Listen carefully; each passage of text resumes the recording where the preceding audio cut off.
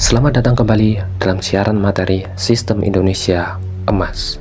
Hari ini kita akan membahas sesuatu yang sangat jarang disentuh publik, strategi asing dalam menguasai Indonesia tanpa harus memicu perang terbuka. Banyak orang yang menganggap ancaman terhadap bangsa hadir dalam bentuk konflik besar seperti di Sudan. Dua kelompok dipersenjatai lalu dibiarkan bertarung sampai hancur.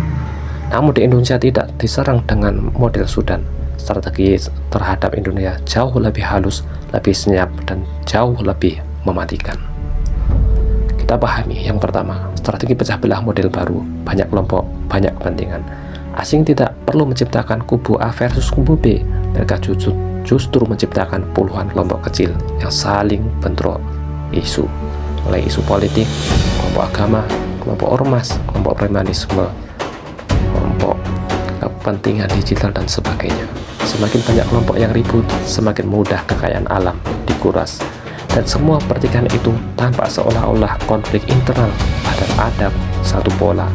Saat rakyat sibuk berdebat, asing sibuk menambang. Yang kedua, tahap kedua, kekayaan alam habis, bangsa saling menyalahkan, dorongan disintegrasi. Inilah ujung dari strategi asing. Setelah SDA dikuras, fase berikutnya dimulai. Isu-isu provokatif disulut, kepercayaan antar warga dipecah, rakyat dibuat saling tuding dan saling curiga. Dan ketika bangsa sudah tidak saling percaya, pintu menuju skenario terbuka.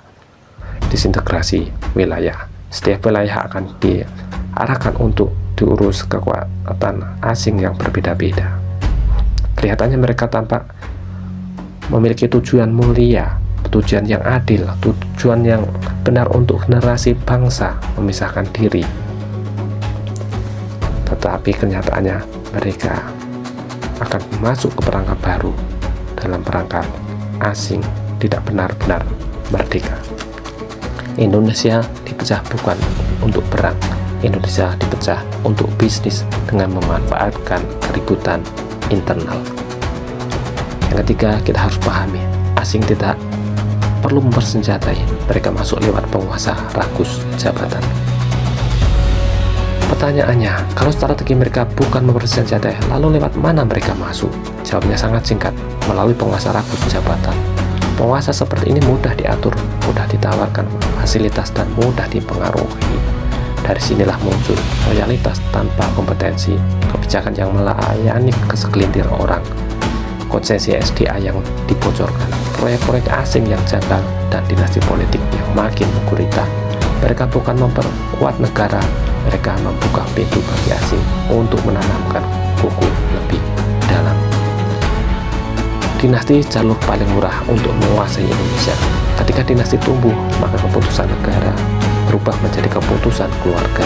Disinilah asing melihat peluang emas karena lebih mudah berurusan dengan satu keluarga daripada satu bangsa, lebih mudah mempengaruhi satu jaringan loyalis daripada rakyat yang kritis, lebih mudah membeli akses melalui lini dinasti daripada melalui mekanisme negara. Maka muncul proyek-proyek yang tidak masuk akal, izin yang dipaksakan, serta fasilitas-fasilitas khusus yang tidak terjangkau publik. Kasus bandara ilegal di Morowali hanyalah puncak gunung es. Jika sebuah bandara bisa berdiri tanpa terdeteksi, itu berarti lembaga intelijen tidak lagi melihat, negara tidak lagi mengendalikan wilayahnya sendiri. Setiap dinasti dan perpanjangan jabatan menyimpan aroma busuk. Sejarah dunia mengajarkan satu hal, di balik setiap dinasti selalu ada barter kepentingan. Di balik setiap perpanjangan jabatan selalu ada aroma busuk yang sengaja ditutup-tutupi.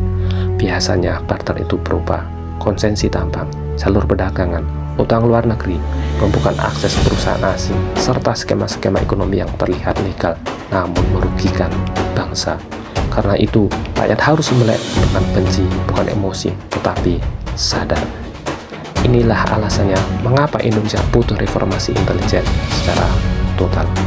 Jika tambang ilegal berjalan bertahun-tahun, jutaan hektar sawit ilegal dibiarkan, bandara ilegal lolos begitu saja, jaringan narkoba dan judi online mengalir ratusan triliun, dan elit politik dipakai sebagai pintu masuk kepentingan asing, maka masalahnya bukan sekadar oknum, masalahnya adalah intelijen nasional yang tidak lagi memegang kompas, tidak lagi tajam, tidak lagi independen. Dan sistem Indonesia Emas, intelijen direformasi menjadi operasional, objektif, berlandaskan akhlak dan berpihak pada bangsa, bukan penguasa. Karena bangsa tanpa intelijen ibarat tubuh tanpa sistem syaraf, hidup tapi tidak bisa merasakan bahaya. Saudara sekalian, sebarkan materi ini bukan untuk saya, tetapi untuk bangsa. Saya tidak meminta pujian, tidak meminta pamrih. Materi ini disebarkan agar rakyat Indonesia menjadi sadar. Dan kesadaran rakyat ada ancaman terbesar bagi rezim jahat dan asing yang rakus.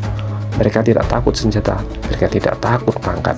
Yang mereka takuti adalah rakyat yang melek strategi, melek sejarah, dan melek permainan besar. Sampai jumpa dalam materi berikutnya.